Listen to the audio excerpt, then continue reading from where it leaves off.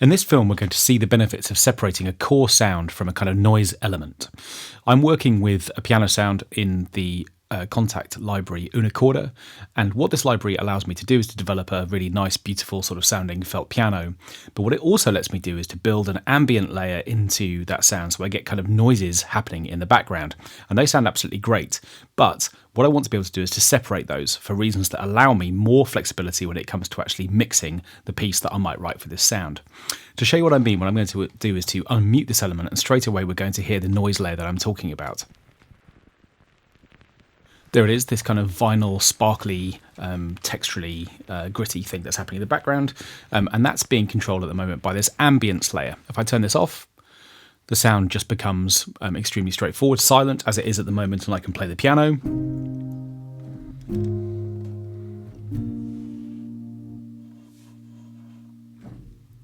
And whilst we get all these really nice mechanical noises, we're not getting that ambient layer behind it. Now, I really like that layer, but what I want to be able to do is to separate it from the main piano. And if I just run that same sort of sound, but with this sound playing,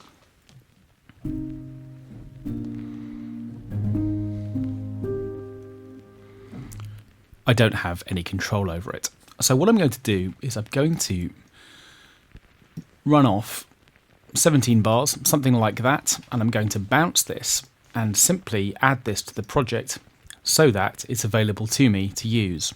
I'll run it off offline, and we're just going to call this Noisy Pianos. That's fine. And what's going to happen now is that Logic's going to bounce down that audio file and place it within the sort of audio pool for this particular project. And if I drag that in and place it on a new audio track, I don't need to worry about tempo information because that hasn't changed from the tempo that I've set up here. But what I should now be able to do is to mute this ambient layer and press play on this and hear that same ambience, which is now being triggered from this audio file. And we can see it if I double click. We should be able to see some of this crackle, and what I'm actually going to do, just so I can really hear it and you can see it more clearly, is just boost its volume a fair bit,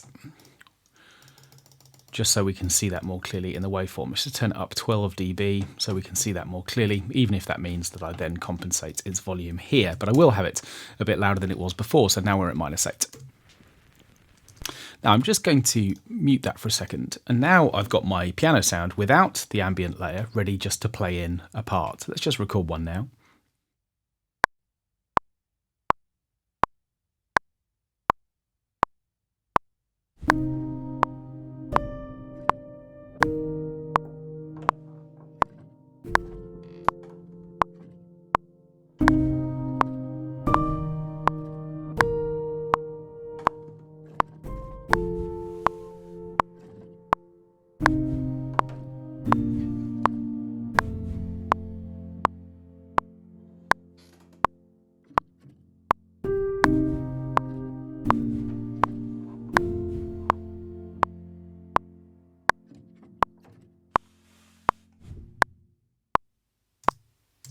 Okay, so you should be able to hear that from lots of the other elements within the modules available within Unicorda, I've got this really nice, rich sound with lots of detail and lots of noise.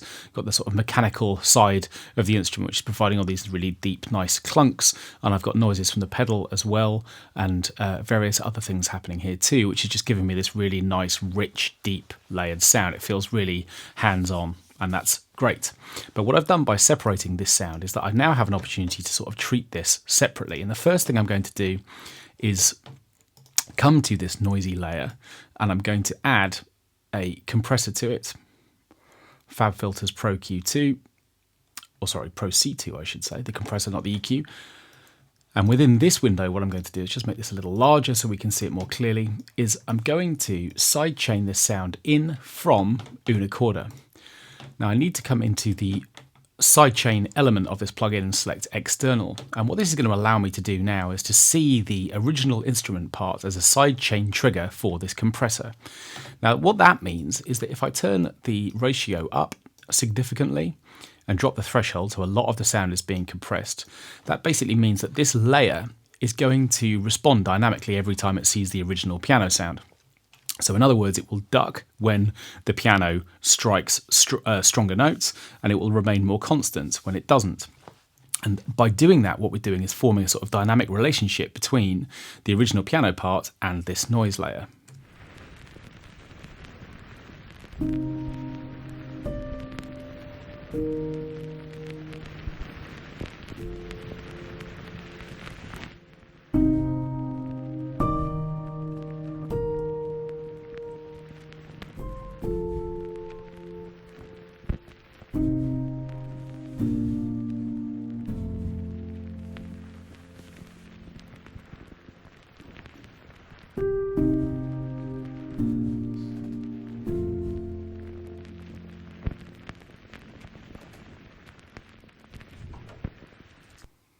So you can see very clearly in the waveform display, but also from hearing it, that what we've now got is this massive duck in volume every time one of the piano notes plays, and then the vinyl crackle has a chance to kind of creep back in as each piano note decays. And as a result, the piano is a little clearer in the mix, but also this layer has suddenly got some shape to it, sort of an envelope on it being triggered by the main piano.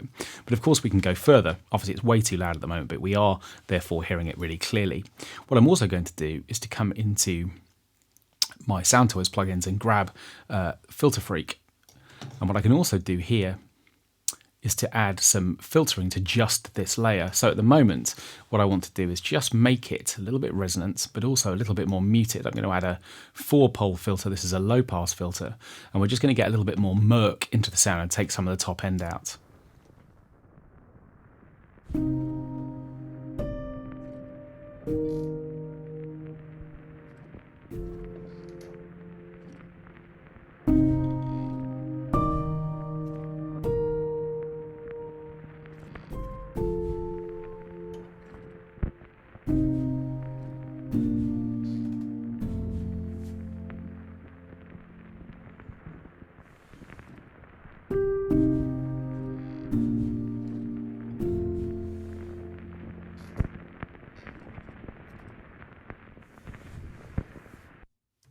So that's working well, and we can obviously see the benefits of separating these sounds. The original piano doesn't have any tone change to it because it's only the audio file that's being processed.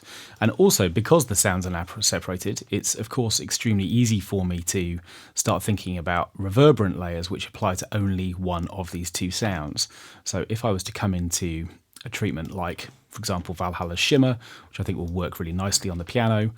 This is being added via an auxiliary, so I can have a full mix. I'm going to add a little bit of feedback to this as well and slightly increase the size. And this isn't going to affect the vinyl crackle at all, but it will add reverb to the piano.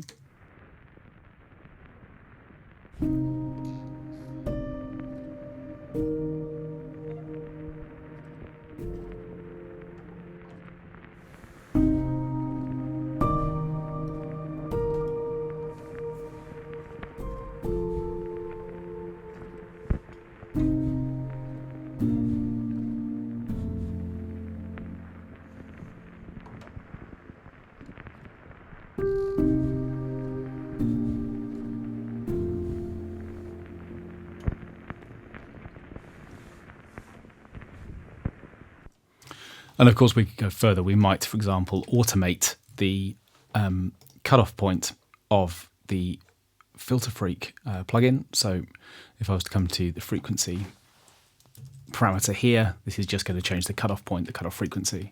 So what we could do would be to have a sound that maybe gets brighter in between each phrase and then drops away again, so that the tone is changing. And by separating these two sounds, as we did right at the very beginning, we get that level of control we wouldn't if the sound remained constant. Let's just try that.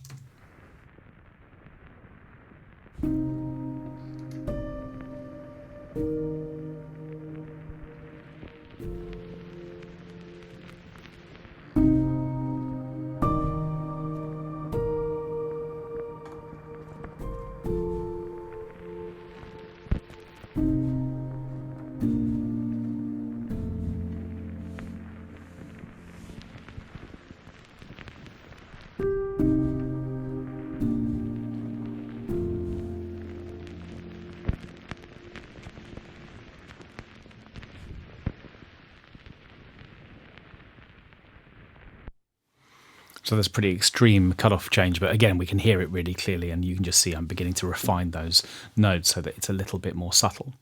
But really the lesson here is if you have an opportunity to separate the noise layers from the sort of pitched instrument that's playing behind them, then of course you get much more control at the mix phase.